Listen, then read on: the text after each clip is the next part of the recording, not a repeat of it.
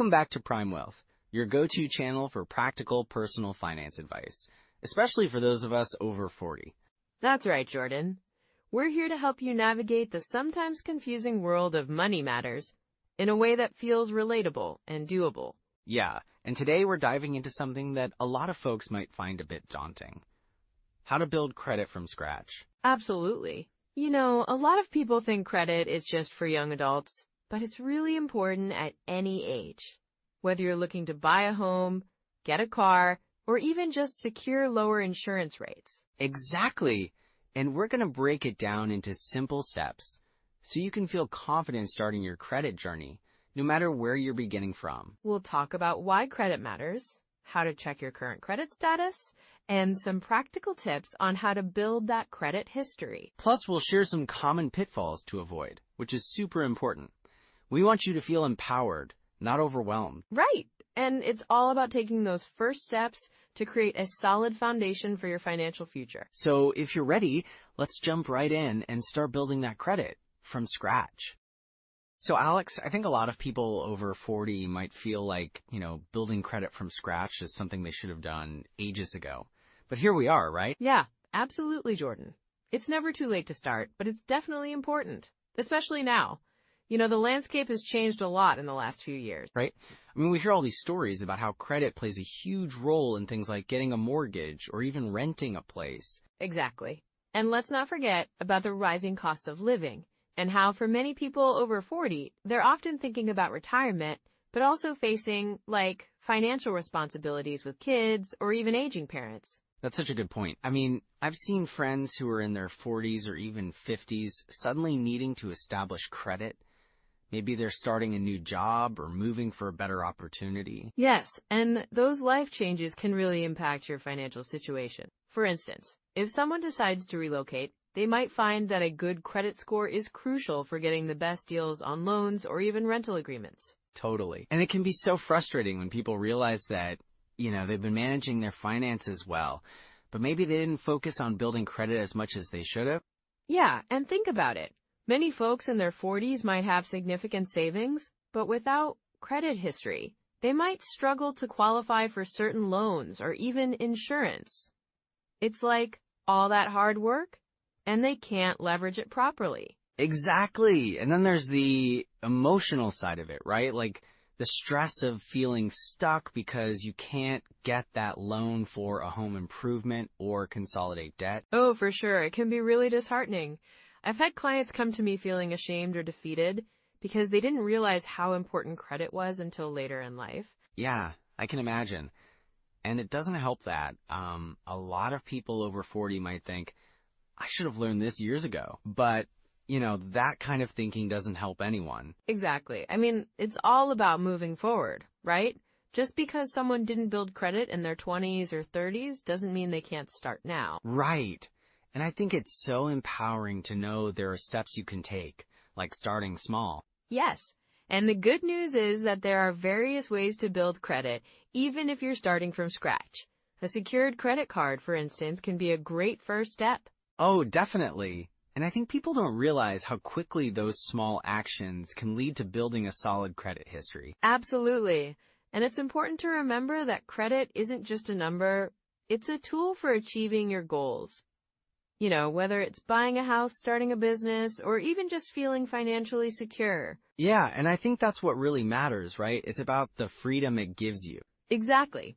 And for people over 40, it's also about the future.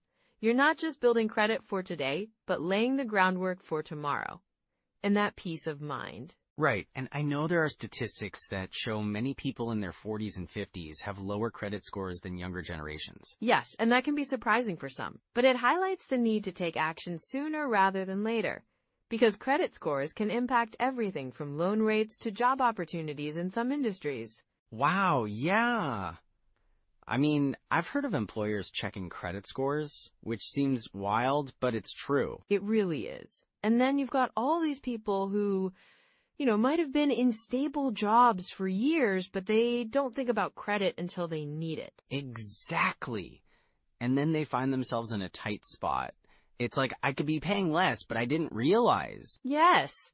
And that's why it's so important to start having these conversations. like we're doing now. Totally. And I think once people realize it's not as daunting as it seems, they can feel more motivated to take those first steps. For sure. And, sharing real life stories can help too. I had a client named Sarah. She was in her early 50s, and she had never really thought about her credit. Interesting. What happened with her? Well, she wanted to buy a small vacation home, and it was the first time she realized her lack of credit history was holding her back. So we worked together on a plan, and she started with a secured card, and it took about 6 months, but her score improved significantly. Wow, that's impressive. I bet that felt like such a win for her. It really was. She went from feeling hopeless to actually being able to get a mortgage, and she was so thrilled. It's moments like that that show how important it is to take that first step. Absolutely. It's like a domino effect. Once you start, it can lead to so many positive changes. Exactly. And it's really about mindset, too.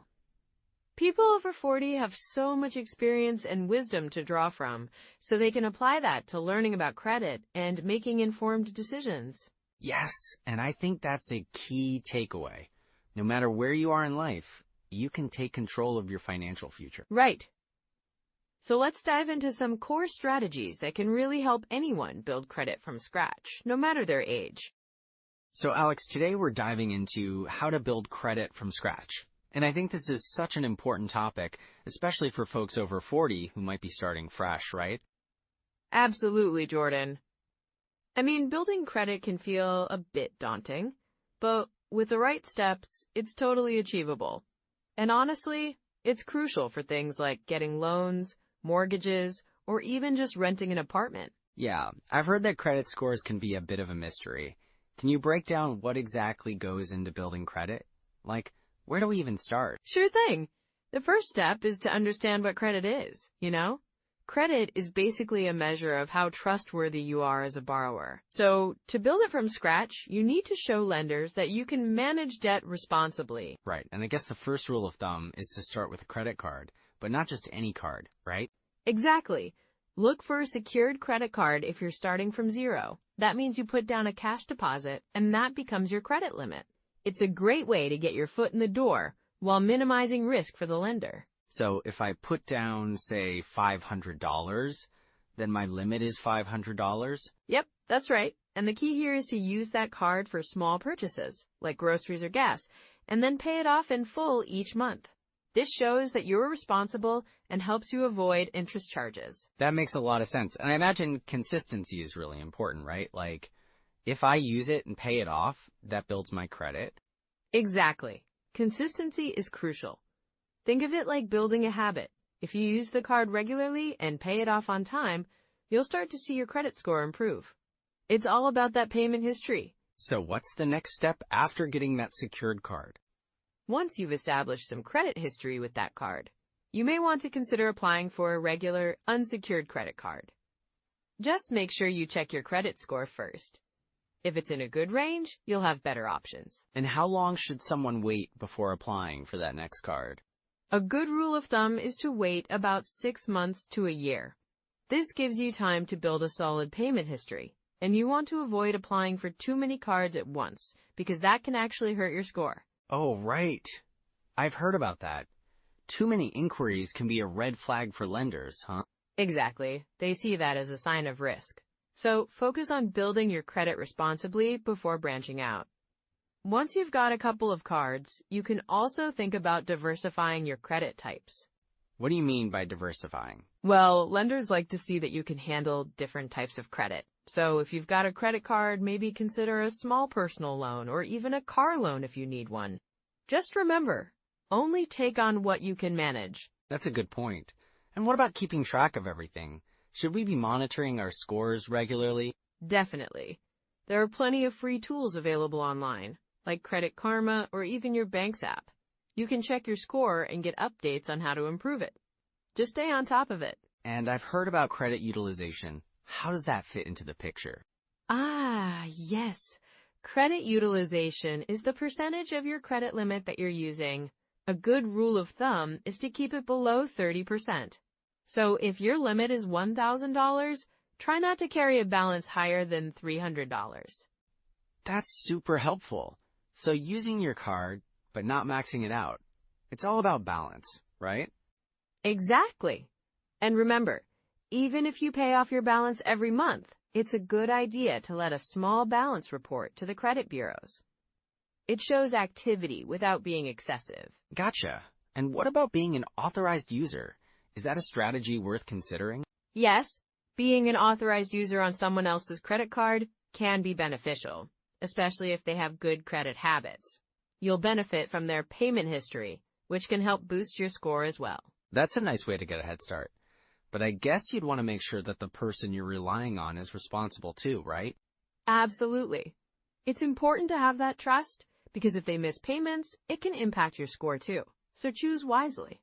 Okay, Alex, so we've covered a lot. Secured cards, payment history, diversifying credit, and keeping an eye on utilization. What else should folks keep in mind? Well, I think one of the biggest things is to avoid closing old accounts. Even if you don't use them, keeping them open helps with your credit history length, which is a big factor in your score. Ah, yeah!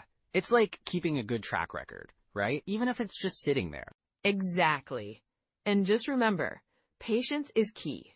Building credit takes time, but with these steps, you're on the right track. Perfect. So now that we have a solid foundation, what are some common pitfalls to watch out for? Well, that's definitely something we should dive into next.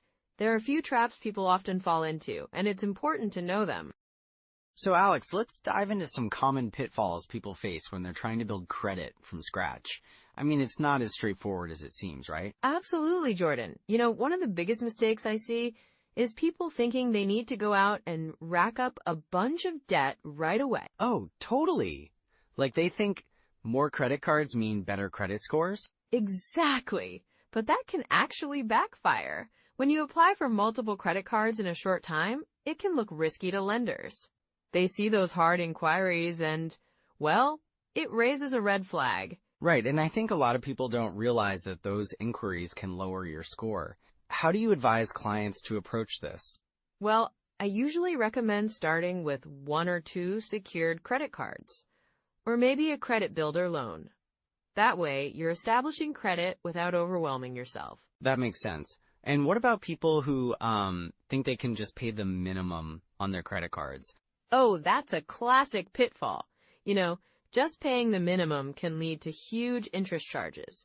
It's like digging a hole that's hard to climb out of later. Yeah, I've heard stories of people who end up in debt because they thought, oh, I'll just pay the minimum. Can you share an example? Sure. I had a client, let's call her Sarah. She opened a credit card and just paid the minimum each month, thinking it was manageable. But the interest piled up, and within a year, her balance was way higher than she intended. Wow, that's tough. So what did she do next? Well, she realized she needed to change her approach. We worked on a budget and focused on paying more than the minimum. It took time, but she got her balance down and learned to manage her credit better. That's such a great reminder. So paying more than the minimum really helps build credit and avoid debt. Exactly. And another common mistake is not using credit at all. Some people think that if they don't use credit, they won't get into trouble, but that can actually hurt their score too. Right. It's like you have to use it to build it, but you don't want to go overboard. Yes, it's all about finding that balance. I often tell clients to make small purchases on their credit cards, like gas or groceries, then pay it off each month. So it's like using credit responsibly to show lenders you can manage it. What about payment history? Payment history is crucial. It makes up a big chunk of your credit score. Missing just one payment can really hurt you. Yeah, that's a scary thought. Do you think people underestimate how important that is? For sure. I've seen folks who think, oh, it's just one payment, but it can stay on your report for years. It's important to set reminders or automate payments if you can. That's smart. And speaking of reports, what do you think about people who don't check their credit reports regularly? That's another pitfall. Without checking your report, you could miss errors or even signs of identity theft. I always recommend checking it at least once a year. Yeah, and now with free resources available, there's really no excuse, right? Exactly. You can use services like annualcreditreport.com to get your reports for free. Just keep an eye on your accounts. Okay, so we've covered a lot of mistakes.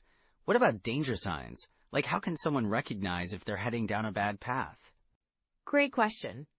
If you find yourself relying on credit to cover everyday expenses, that's a big red flag. Also, if you're constantly worried about making payments. Like if it starts affecting your mental health, that's a warning sign too, right? Yes. And if you notice you're skipping payments or feeling overwhelmed by your balances, it's definitely time to reassess your strategy. So what can someone do if they realize they're in over their head? First, take a deep breath. It's never too late to turn things around. Start by reaching out for help, like talking to a financial advisor or a credit counselor. That's really good advice. And I think just knowing you're not alone in this can be comforting too. Absolutely. Many people are in similar situations, and there are resources available.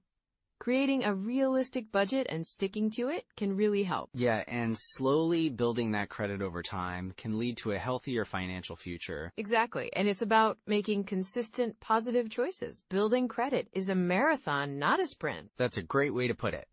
So, to wrap up, what would you say is the key takeaway for our listeners? Just remember to use credit wisely, check your reports, and don't hesitate to seek help if you need it. Building credit can take time, but with patience and smart choices, you can absolutely do it. Well said, Alex. Thanks for sharing these insights. I'm sure our listeners will find it super helpful. My pleasure, Jordan. Looking forward to our next discussion.